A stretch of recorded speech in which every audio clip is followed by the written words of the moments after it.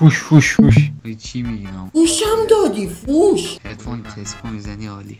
اپو تسکو نیست. اپو زدی. خدایی معلوم نمیشه. بنتنی شما؟ نه سوپرمنه. تبدیل شو به سولاخار. نه فعلا اگر گفت تبدیل شو به سولاخار. بس کن. خب قبل شروع این ویدیو میخواستم بهتون بگم که ما یه چند دیسکورد داریم که هر روز داخلش فعالیت میکنیم. اگه دوست دارید که با ما و سام در ارتباط باشید، لینکش داخل دیسکریپشن هست و میتونید جوین دیسکورد اون بشید. اوف اوف اوف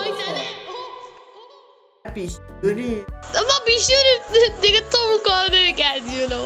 قیافت اول بگو اهل کجایی؟ منم تهرانم خانم. کجایی؟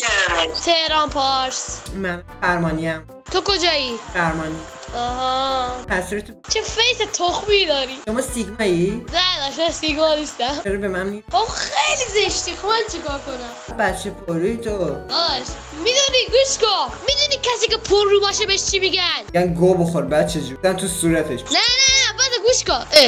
لاشی در شد شام دادی تو که پسری دهنت ریپورتت میکنم اینم مال تو بزرگتره. یه پروتست اینجاست. همینو بهت میدم پروتست کن. اینجوری بخزن حیف شد. اینجوری میزندن ادب خفش تربیت.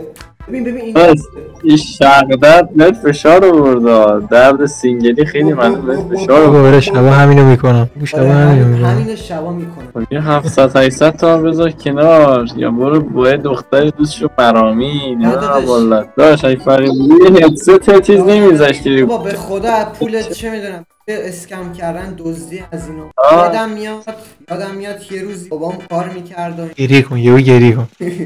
یعنی چرا بعد یادم بعد حاجی یهو بزن زیر گریه بزن بگو آره نه به خدا جدی میگم اون کار میکرد حتی چون دیپلمایی داشت سر چهارمی بعد داد بزن یا حاجی داشت بازیگر خوب میسی میرفت سر چهارم اینا بعد پول من خودم پول نداشتم کتاب بخرین حد یهو بگو لباتو بخورم بعد حاجی لبتو میخوام بخورم حاجی ارزا میخوام بشم با لب یه جوری بخورم اون لب نگاه نکن حاجی بعد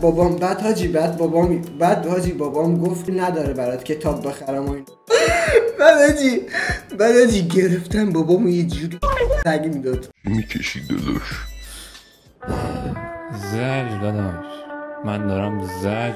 چرا همسنای شما همه قلیون باز شدن؟ حاجی بگو یه لحظه پشت سرتو برگردون ببینم موهاتو. یه دقیقه پشت سرتو چیز میخوام الگو برداری کنم اینجوری میگم موهاتو اینجوری که بگو آی خیلی موت کیری خیلی کیری شبیه امیر تتلویی. آره تقریبا. حاجی امیر تتلو ولی خیلی بود داری. آره الان تتو زده صورتش قوی شده خیلی خوب. الان سلطانه امیر تتلو سلطانه. مهراد جم چیه؟ خاموش کن اونا. مهراد جم چیه؟ چش تتلو هم بگو مسعود ستایش گوش کن. مسعود ستایش گوش دادی؟ میگه چی؟ میگه من دلم قرصه طاقت میارم ولی آخه تو شعر دوست داری برات بخونم؟ اوه اصلا نه بگو شاعری کردی تو عصبانی میخوری شعر میخونم من. تو میخوری اینجوری میگی. من کنسرت میذارم 5000 نفره. ما اینجا داریم زحمت میکشیم. یه حالا تو رپ بکن برای من. رپ بکن. رپ ریز. موزیکو گرفتی نکنی میکنم. نباید بذاری اینجا بلور ما کفی ایران. نه تو هم بله بارمو.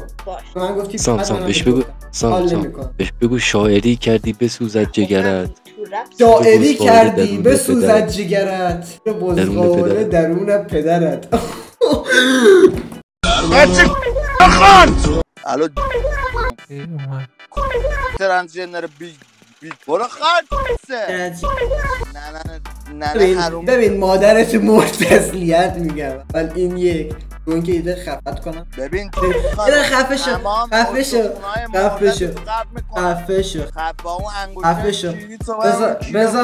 بذار من صداتو بیارم تا ته پایین. ببین تو یک مادر هستی که بیش نیستی.